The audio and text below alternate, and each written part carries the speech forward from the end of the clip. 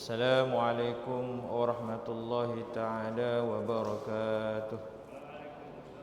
Bismillahirrahmanirrahim. Alhamdulillah rabbil alamin wa bihi nasta'in wa la 'udwana 'ala zalimin wa salatu wassalamu ala asyrafil anbiya'i wal mursalin wa ala alihi wa sahbihi wa man tabi'ahum bi ihsanin ila yaumiddin. Allahumma salli ala sayyidina Muhammadin 'abdika wa nabiyyika wa rasulika nabiy ummi wa ala alihi wa sahbihi wa barik wa sallim taslima. La ilaha illallah Muhammadur Rasulullah fi kulli hati wa nafasin adada ma wasi'ahu ilmullah. Subhanaka la ilma lana illa ma 'allamtana innaka antal alimul hakim.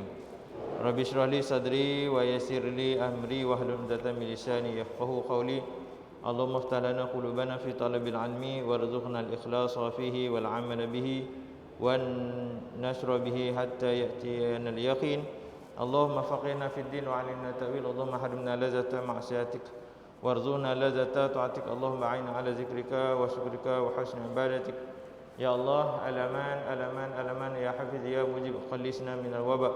Ya Allah, al-aman al-aman al-aman ya hafiz ya mujib khallisna minal waba. Wa sallallahu ala sayyidina Muhammadin wa ala alihi wa sahbihi wa baraka wa sallam. Walhamdulillahi rabbil alamin. Amma ba'd.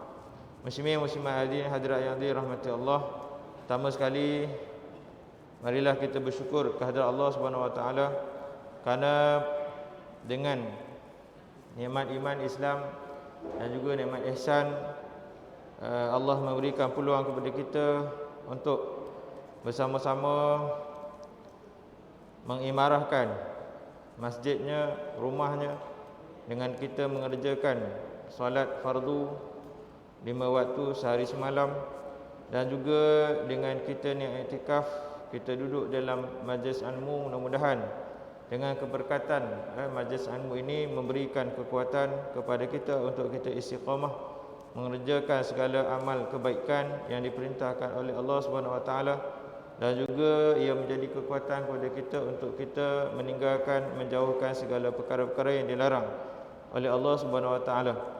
Dan seterusnya mudah-mudahan dengan keberkatan majlis ilmu juga Allah memberikan kesihatan yang baik kepada kita zahir dan batin. Mudah-mudahan dengan kesihatan yang baik itu menguatkan kemahuan, keinginan kita untuk mengerjakan amal ibadah, amal soleh yang lebih baik di sisi Allah Subhanahu wa taala. Muslimin muslimat hadirin hadirat yang dirahmati Allah.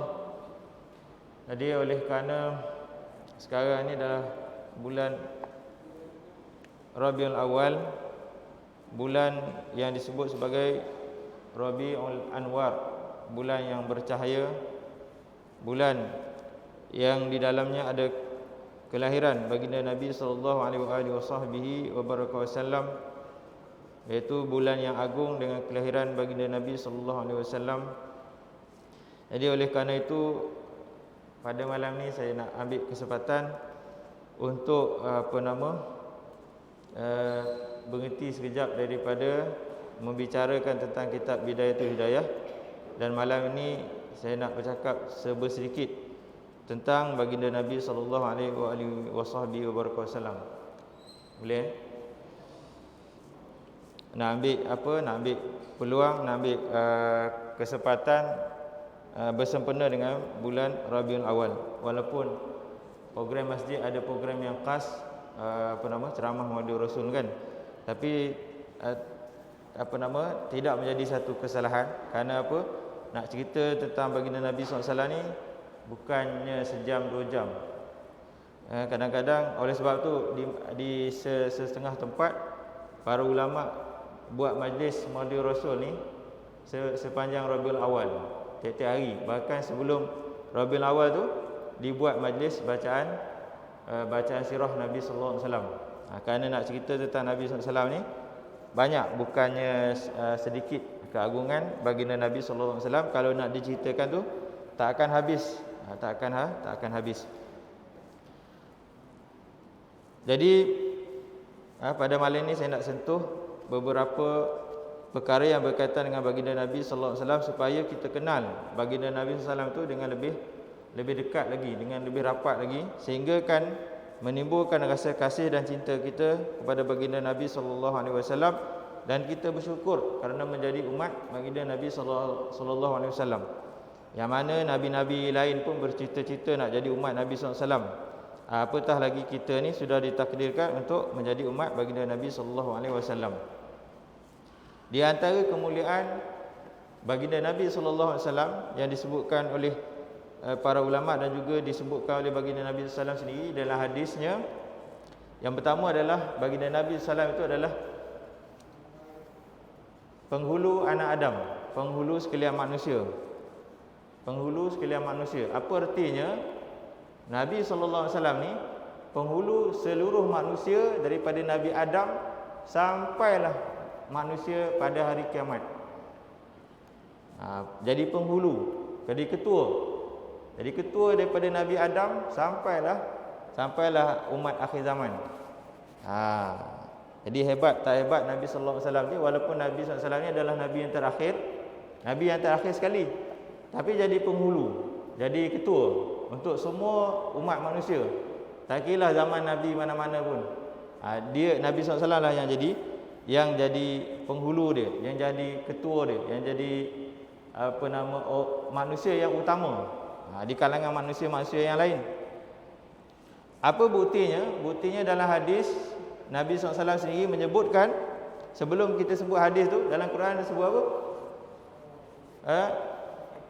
Nabi SAW ni disebut apa? Rahmatan lil alamin, rahmat bagi sekalian alam. Rahmat bagi sekalian alam. Apa maksud alam tu? Alam tu maksudnya kejadian, semua kejadian. Manusia, alam haiwan, alam jin, alam tumbuh-tumbuhan, alam dan sekalian alam tu Nabi SAW lah sebagai rahmat. Maksudnya apa? Dengan rahmat Nabi SAW lah adanya Nabi Adam, adanya nabi-nabi yang lain, adanya umat-umat yang lain, adanya alam ini, alam ciptaan Allah SWT, surga, neraka dan sebagainya. Kerana Nabi SAW. Dengan sebab tu di dalam hadis Nabi SAW sendiri bersabda, ana sayyidu waladi Adam wala faqra. Aku ni, kata Nabi, sayyid penghulu, ketua, waladi Adam, anak Adam. Maksudnya apa? Ketua daripada Nabi Adam sampailah anak keturunan Nabi Adam. Nabi jadi ketua, jadi sayyid, jadi penghulu. Jadi penghulu. Wala faqra. Nabi kata, aku nyatakan ini bukan untuk bermegah-megah, kerana itulah hakikat dia. Itulah hakikat yang ditentukan oleh Allah SWT untuk baginda Nabi sallallahu alaihi wasallam. Ni yang pertama. Jadi perkataan sayyid ini, oleh sebab tu bila kita berselawat kepada baginda Nabi sallallahu, ulama sebut adabnya kita letak perkataan sayyidina. Dia apa, ketika mana kita berselawat tu, Allahumma salli ala Muhammad ditambah sayyidina. Allahumma salli ala sayyidina Muhammad, sama ada dalam solat ataupun di luar solat. Kerana apa ditambah tu? Pertama berdasarkan hadis ini dan juga hadis-hadis yang lain. Yang kedua sebagai takzim, sebagai kita menghormati, kita membesarkan baginda Nabi sallallahu alaihi wasallam. Kerana baginda Nabi itu adalah penghulu sekalian manusia, sekalian alam.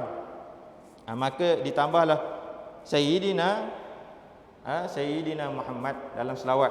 Itu lebih baik. Itu lebih baik. Kalau tak tambah boleh tak? Boleh, tak ada masalah. Solat sah saja. Tambah ataupun tidak tambah. Cuma bezanya apa? Bila tambah ada kelebihan dia. Itu beza dia.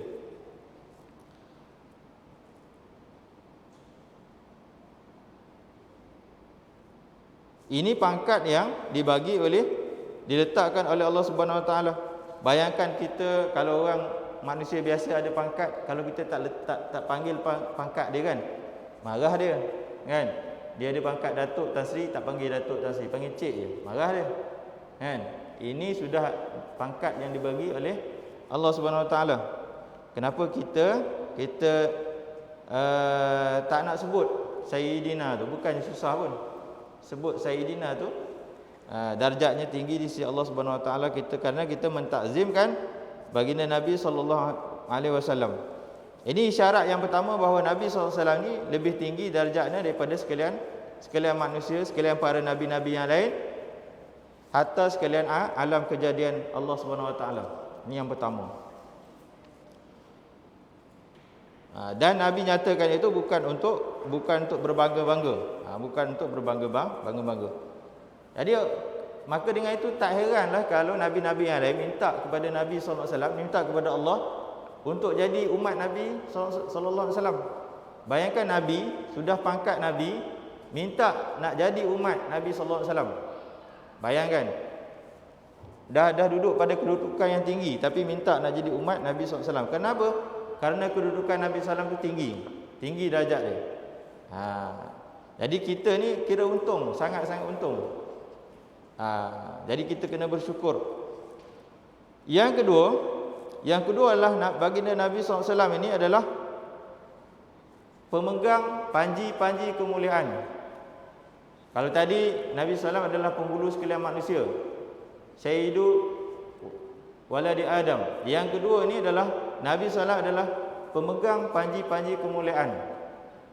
Bendera kemuliaan tu Nabi SAW yang pegang.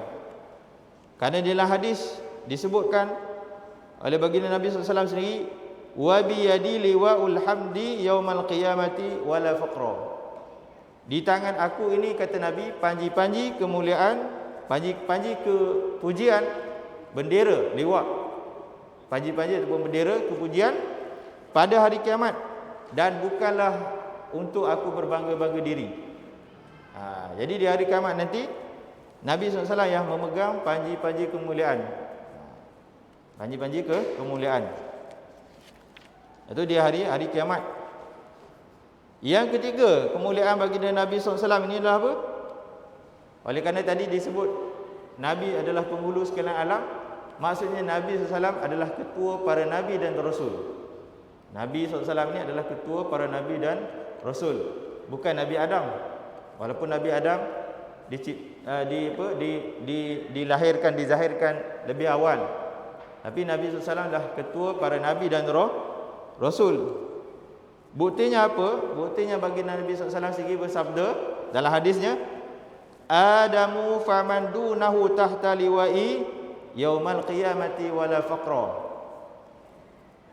Adam, maknanya Nabi Adam, dan selepasnya, dan selepas Nabi Adam, iaitu para Nabi-Nabi dan Rasul yang lain, berada di bawah panji-panjiku, berada di bawah panji-panji Nabi SAW pada hari kiamat. Dan itu bukanlah untuk berbangga-bangga. Maksudnya apa? Maksudnya Nabi SAW adalah ketua para Nabi dan Rasul. Ketua para Nabi dan Rasul, bukannya Nabi Adam, bukannya Nabi Adam. Ini yang dinyatakan oleh Nabi di dalam hadis. Karena hadis ni Nabi tak akan bercakap berdasarkan hawa nafsu. Wa ma yantiqu 'anil hawa in huwa illa wahyun yuha. Itu yang disebut dalam Quran kan. Nabi tak bercakap berdasarkan hawa nafsu dia.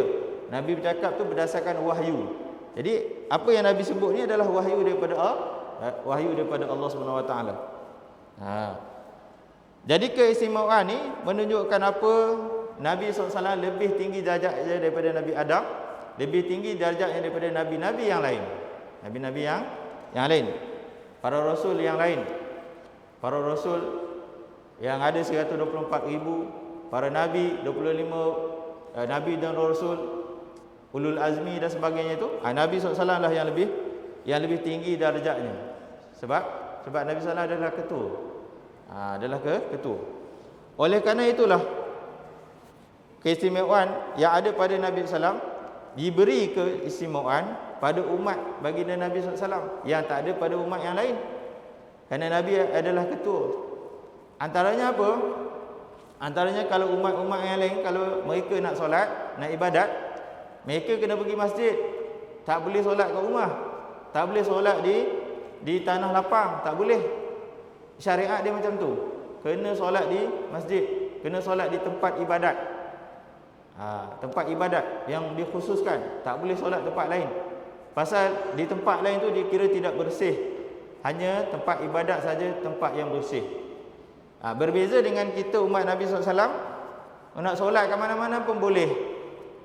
Solat di masjid ke, di rumah ke, di tanah lapang ke, di bukit, di gunung, mana-mana boleh, asalkan pertama tempat tu bersih, tak ada najis. Yang kedua, tempat tu bukanlah tempat yang dilarang untuk solat. Contohnya dalam hadis ada beberapa tempat yang dilarang untuk solat. Pertama adalah makbarah, perkuburan. Nak pergi solat atas kubur tak boleh. Kecuali solat jenazah lah, kan? Solat zuhur, solat asar atas kubur tak boleh lah. Kemudian nak solat di tempat pembuangan sampah tak boleh. Nak solat di gereja tak boleh. Itu yang dilarang. Nak solat di tengah jalan raya tak boleh. Kena langgar, siapa nak tanggungjawab? Itu tempat-tempat yang dilarang. Lain daripada tu semua boleh. Nak solat, datang masjid dikunci. Solat tepi masjid boleh, tak ada masalah, asalkan tempat tu bersih, asalkan tak ada najis. Tak boleh nak datang ke masjid Covid, diarahkan solat di rumah, boleh, tak ada masalah. Itu kelebihan umat bagi Nabi SAW, kerana bumi ini dijadikan suci untuk umat Nabi SAW. Oleh sebab itulah bila tak ada air kita tayamum, pasal tanah tu dikira suci. Tanah tu dikira suci. Debu-debu tu asalkan tidak bercampur dengan najis ataupun sesuatu yang lain. Yang keempat, antara kemuliaan baginda Nabi SAW yang keempat adalah dosa-dosa Nabi SAW, sama ada yang sebelum ataupun yang selepas, diampunkan oleh Allah SWT. Belum nak buat lagi, yang sebelum, yang selepas, semuanya diampunkan oleh Allah SWT. Maka dengan sebab tu dinyatakan Nabi SAW tu maksum, tidak ada dosa. Tidak ada dosa. Maknanya Allah dah bagi tahu, Allah ampunkan kesalahan Nabi sama ada sebelum ataupun selepas. Sedangkan nabi-nabi yang lain tidak diberi keistimewaan seperti itu. Nabi-nabi yang lain tak diberi keistimewaan yang seperti itu. Oleh sebab itulah baginda Nabi SAW di akhirat nanti diberi keizinan oleh Allah SWT untuk bagi syafaat kepada umat manusia. Kenapa? Kerana Nabi tadi tak ada dosa. Tak ada dosa sebelum ataupun selepas. Nabi itu maksum. Nabi SAW itu maksum. Yang kelima, kelebihan kemuliaan Nabi SAW yang kelima adalah Nabi SAW adalah orang yang pertama yang memberi syafaat. Orang yang pertama memberi syafaat. Oleh sebab itu syafaat Nabi SAW itu disebut syafaatul uzma, syafaat yang agung. Syafaat yang agung yang tak ada pada orang lain. Itu yang kelima. Yang keenam kemuliaan Nabi SAW ialah apa? Baginda sentiasa mengutamakan umat. Baginda melebihi daripada diri baginda sallallahu alaihi wasallam sendiri. Baginda utamakan umat tu lebih daripada diri baginda Nabi sallallahu alaihi wasallam sendiri. Khususnya pada doa Nabi sallallahu alaihi wasallam. Nabi SAW ni Allah bagi satu kelebihan, doanya mustajab. Doa tu Nabi tak gunakan untuk anak cucu dia. Kalau Nabi nak guna untuk anak cucu dia boleh, tapi Nabi tak guna. Nabi tak guna khusus untuk anak cucu dia, isteri dia tak guna. Nabi guna doa tu khusus untuk umat. Untuk umat.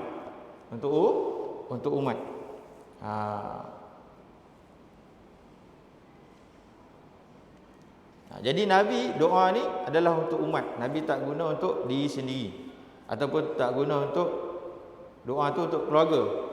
Nabi guna untuk umat. Ini menunjukkan bahawa sayangnya Nabi sallallahu alaihi wasallam kepada umat baginda Nabi sallallahu alaihi wasallam. Sama ada umat tu yang hidup pada zaman Nabi ataupun yang selepas daripada kewafatan Nabi sallallahu alaihi wasallam sampailah hari kiamat.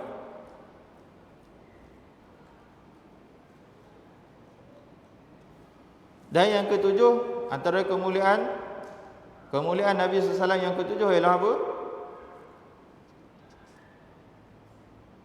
Allah memanggil Nabi sallallahu alaihi wasallam tu dengan panggilan yang mulia.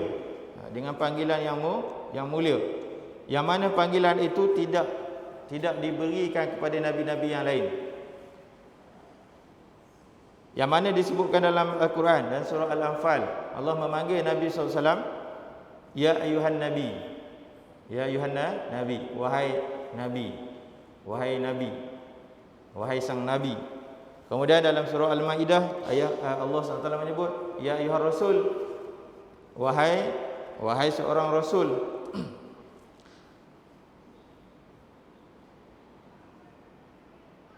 Sedangkan nabi-nabi yang lain Allah sebut dalam Quran, Allah panggil nama. Allah panggil nama. Nabi SAW Allah panggil wahai nabi, wahai rasul. Kan? Tapi kalau nabi-nabi yang lain Allah panggil nama. Contohnya dalam surah Al-Baqarah Allah menyebut wa qulna ya adamu uskun anta wa zawjuk. Nabi panggil Nabi Adam, Nabi panggil Adam, wahai Adam. Nabi panggil wahai Adam. Nabi tak panggil wahai Nabi, wahai Rasul. Nabi panggil wahai Adam. Begitu jugalah bila Allah memanggil Nabi Isa, ya Isa bin Maryam mazkur ni'mati. Nah, Allah panggil Nabi Isa wahai Isa. Wahai Isa, panggil nama. Begitu juga bila Allah memanggil Nabi Musa alaihissalam, Allah menyebut, ya Musa inni anallahu rabbul alamin. Wahai Musa, sesungguhnya aku adalah Tuhan sekalian alam. Allah tak panggil wahai Nabi, Allah panggil wahai Musa. Kemudian begitu juga Nabi Nuh, Allah memanggil ya Nuh, ya Nuh, ya Nuh, ya Nuh, ya Nuh bit bisalamin, ya Nuh, ya Nuh bit bisalamin. Wahai Nuh, turunkanlah daripada bahtera itu dengan selamat. Begitu juga Nabi Daud, ya Daud, inna ja'alna ka khalifatan fil ard. Begitu juga Nabi Ibrahim disebut wa nadainahu an ya Ibrahim. Begitu juga Nabi Lut, ya Lutu inna rusulu rabbik. Wahai Nabi Lut. Begitu juga ya Zakaria, Nabi Zakaria, ya Yahya, Nabi Yahya, dan nabi-nabi yang lain. Cuba tengok dalam Al-Quran. Tak ada dalam Al-Quran Allah memanggil nabi-nabi yang lain itu dengan gelaran wahai nabi, wahai rasul, kecuali hanya Nabi SAW sahaja. Kemudian antara kemuliaan Nabi SAW yang lain adalah mukjizat Nabi SAW ini bukan hanya pada zaman Nabi, bukannya pada zaman Nabi hidup. Mukjizat yang ada pada Nabi itu mukjizat sepanjang zaman. Sepanjang zaman, walaupun selepas Nabi SAW wafat. Sedangkan mukjizat Nabi-Nabi yang lain hanya ketika mereka hidup saja. Lepas mereka dah wafat, dah tak ada dah mukjizat tu, terputus. Ini tak berlaku kepada Nabi SAW. Apa mukjizat Nabi SAW yang tak terputus tu? Antaranya yang disebut mukjizat Sayyidul Awwalin wal Akhirin, iaitu apa? Al-Quranul Mubin, Al-Quranul Karim. Al-Quran yang kita baca tu adalah mukjizat Nabi daripada sejak diturunkan, ditanzilkan sampailah hari kiamat, sampailah nanti Al-Quran diangkat ke langit. Jadi mukjizat tu sepanjang zaman. Itu mukjizat Nabi SAW yang sepanjang zaman. Antara mukjizat-mukjizat yang lain yang kita boleh nampak, mukjizat apa? Bulan terbelah. Bulan terbelah kan, bekasnya masih ada. Bekasnya bulan terbelah tu masih ada. Kesannya tu. Kemudian juga antara mukjizat yang lain, pokok yang pernah bersujud kepada Nabi SAW masih ada. Masih ada. Cuma hari tu di Mekah sana tu pemerintah Allah alam dipindahkan ataupun dimusnahkan pokok tu kerana alasan dia orang pergi buat benda khurafat situ. Wallahu alam. Tapi pokoknya masih ada. Pokok tempat yang Nabi SAW berteduh masih ada sampai sekarang. Ada banyaklah kesan-kesan yang lain. Cuma mukjizat yang paling nyata adalah Al-Quran tu, daripada sejak Nabi SAW sampailah sekarang tu masih ada. Okey. Kemudian antara kelebihan Nabi SAW juga adalah apa? Nabi SAW berinteraksi, bercakap dengan batu, kayu, dengan unta dan makhluk-makhluk yang lain. Bercakap dengan makhluk yang lain seperti batu dan juga kayu. Sebagaimana batu memberi salam kepada baginda Nabi sallallahu alaihi wasallam. Batu yang tergantung tu nak ikut Nabi ketika Isra wal Mi'raj kan. Tak lepas maka dia tergantung batu tu. Kemudian juga pohon tamar yang mengadu kepada baginda Nabi sallam, unta yang datang kepada Nabi mengadu kepada baginda Nabi sallam kerana tuannya tak bagi dia makan dan sebagainya. Ini semua adalah menunjukkan kemuliaan Nabi sallallahu alaihi wasallam. Kemudian antara kemuliaan Nabi sallallahu alaihi wasallam yang lain adalah air terpancar daripada jari jemari Nabi sallallahu alaihi wasallam, daripada tangan Nabi sallallahu alaihi wasallam, daripada celah-celah jari Nabi sallallahu alaihi wasallam. Yang mana mukjizat ni lebih hebat daripada mukjizat nabi-nabi yang lain. Mukjizat Nabi Ismail apa? Bila dia hentak kaki Nabi Ismail kan, dia hentak kaki, terpancarnya air, jadinya air Zam-Zam.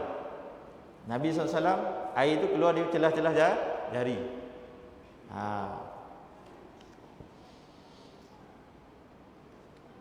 Kalau mukjizat Nabi Ismail tadi, dihentakkan kaki, kemudian terpancar air daripada batu-batu, memang itu mukjizat. Tapi adanya perkara itu bukanlah satu perkara yang pelik. Memang air itu keluar daripada batu. Betul, keluar daripada tanah. Memang itu adat dia.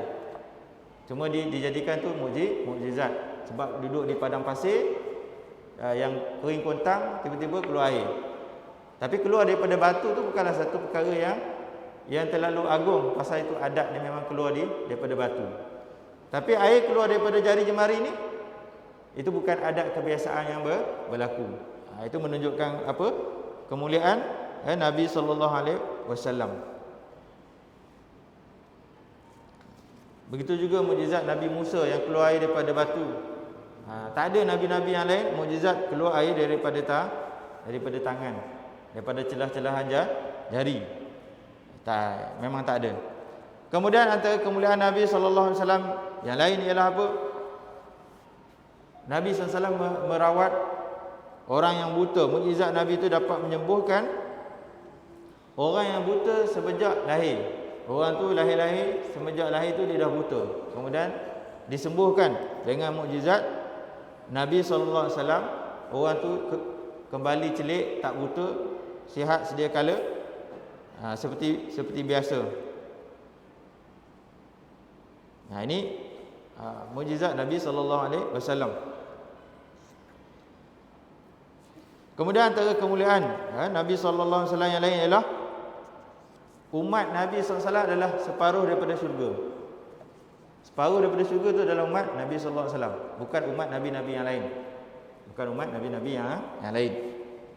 Separuh daripada syurga itu adalah umat Nabi sallallahu alaihi wasallam. Syurga tu luas tuan-tuan. Syurga tu luas. Pintu syurga saja dikatakan bukan pintu syurga, bilik dalam syurga tu dikatakan daripada satu tempat di negeri Yaman, di Sana'a, sampailah ke satu tempat di negeri Syam, di Iraq. Syam ni maksudnya termasuk Iraq, Palestin, Syria tu lah. Bayangkan daripada Yaman pergi Iraq sana. Seluas tu adalah ukuran bilik dalam syurga dia, ataupun rumah dalam syurga, belum keseluruhan syurga lagi. Jadi bayangkan kalau syurga tu yang luas perjalanan berapa ratus tahun, berapa ribu tahun tu, syurga tu, separuh daripada syurga tu penghuni adalah umat Nabi sallallahu alaihi wasallam. Kita lah, mudah-mudahan.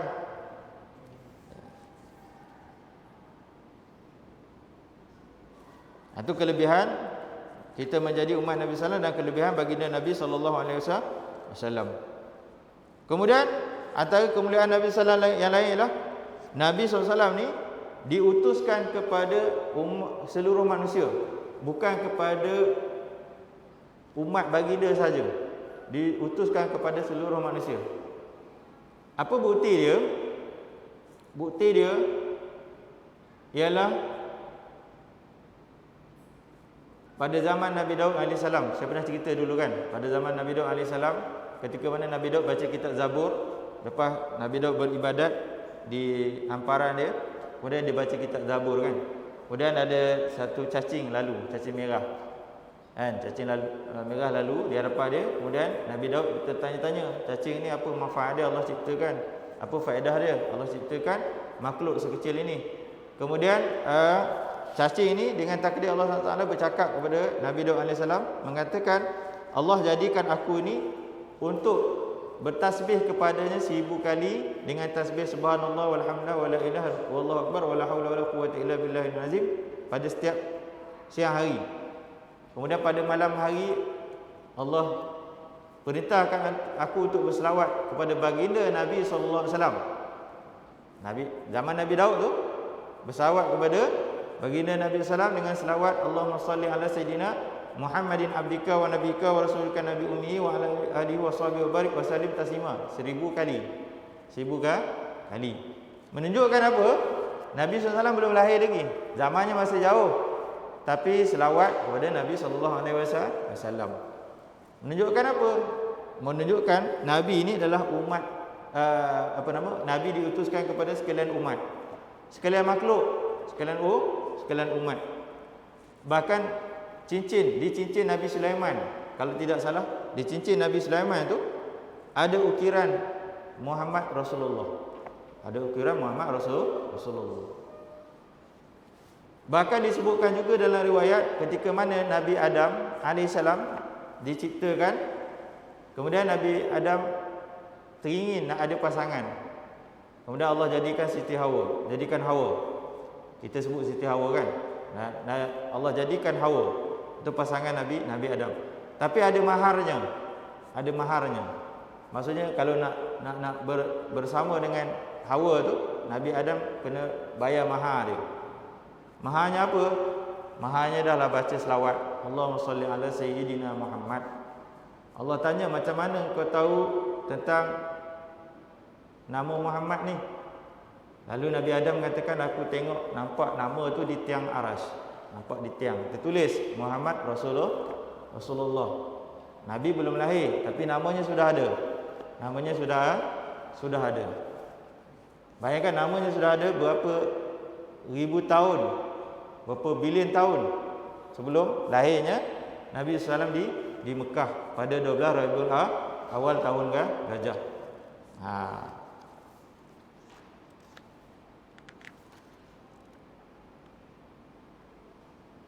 Jadi bila diutuskan untuk sekalian umat, maksudnya jin apa semua ni semua adalah umat Nabi.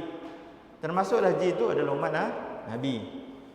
Oleh sebab tu ada jin yang pergi belajar dengan Nabi SAW kan. Ada riwayat Nabi jin, ada segolongan jin yang pergi, jin Islam lah, yang pergi masuk Islam, yang belajar dengan Nabi SAW. Belajar semua sebagaimana yang para sahabat belajar hadis dan sebagainya. Oleh sebab itulah jin ni dia ada taklif dia. Dia mukallaf juga. Mukallaf jin ni bila dijadikan dia sudah mukallaf. Tak sebagaimana kita manusia. Kita nak jadi mukallaf ni bila akhir balik baru jadi mukallaf. Jin bila dia diciptakan dia terus disebut mukallaf. Sebab tu bila kita sembahyang, lepas kita sembahyang kan kita bagi salam, Assalamualaikum warahmatullahi, Assalamualaikum warahmatullahi. Kita kena niat salam kita tu untuk orang beriman, jemaah sama-sama solat dengan kita. Yang kedua jin Islam. Yang kedua malaikat dulu. Yang ketiga adalah jin Islam. Itu disebut dalam kitab-kitab oleh para ulama. Pasal apa? Yang semayang dengan kita ni selain daripada malaikat, jin Islam. Cuma kita tak nampak. Jadi kita disunatkan bagi salam kepada mereka. Niat salam kita tu untuk untuk mereka juga. Untuk mereka juga. Kemudian antara kemuliaan Nabi SAW yang lain ialah Nabi SAW dapat bermunajat di Sidratul Muntaha. Nabi dapat bermunajat di Sidratul Muntaha pada ketika malam Isra wal Mi'raj. Isra itu berlaku di dunia, Mi'raj berlaku di Masjidil Aqsa, naik ke atas kan sampai ke Sidratul Muntaha sikit lagi. Jadi Nabi bermunajat di Sidratul Muntaha. Nabi Musa bermunajat di mana? Bukit Tursina kan? Di Bukit Tursina, Wadi Tursina. Di Bukit Tursina ataupun Wadi Muqaddas. Di situ je munajat dia. Tapi Nabi SAW di Sidratul Muntaha. Dapat naik sampai ke atas. Sampai Malaikat Jibril pun tak boleh lepas. Malaikat Jibril sampai satu peringkat dah tak boleh hantar Nabi SAW dah. Nabi SAW kena pergi sendiri. Malaikat kata, kalau aku naik lagi, aku akan terbakar. Sedangkan malaikat tu dijadikan daripada nur, daripada cahaya. Maksudnya apa? Cahaya malaikat ni tak kuat, belum kuat. Belum sekuat cahaya Nabi sallallahu alaihi wasallam. Cahaya Nabi SAW boleh lepas sampai ke Sidratul Muntaha tanpa ada apa-apa mudarat. Nabi naik ke atas kan, pakai jubah, pakai serban semua macam tu kan. Ada kebiasaan yang Nabi biasa pakai, naik sampai ke Sidratul Muntaha, tak ada apa-apa. Tak perlu macam angkasawan pakai tu ada gas pun tak perlu. Naik sampai ke atas Sidratul Muntaha sana tu, bermunajat dekat sana. Kan? Terima syariat solat dan sebagainya daripada Allah. Sedangkan Nabi Musa tadi bermunajat dekat Tursina saja.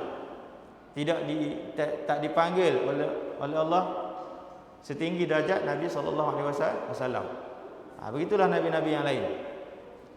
Jadi itu antara kelebihan Nabi sallallahu alaihi wasallam.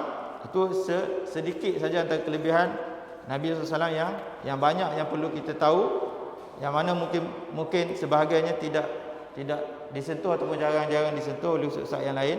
Jadi kita kena banyak baca sirah Nabi sallallahu alaihi wasallam supaya kita kenal sejauh mana kemuliaan kelebihan Nabi sallallahu alaihi wasallam berbanding nabi-nabi yang lain, sehingga kita bangga menjadi umat Nabi sallallahu alaihi wasallam. Jadi sekadar itu saja. Yang baik itu daripada Allah Subhanahu Wa Taala, yang lemah kurang itu daripada diri sendiri. Mohon maaf salah silap dan sebagainya. Mudah-mudahan kita dapat ambil pengajaran untuk sentiasa bersyukur menjadi umat Nabi sallallahu alaihi wasallam, mengerjakan apa yang ditinggalkan oleh Nabi sallallahu alaihi wasallam, diajarkan oleh Nabi sallallahu alaihi wasallam, sehinggalah kita bertemu dengan Allah Subhanahu Wa Taala. Wallahu a'lamu bis-shawab wa ilaihi marji'ul ma'ab wa billahi taufiq wa hidayah. Assalamualaikum warahmatullahi taala wabarakatuh.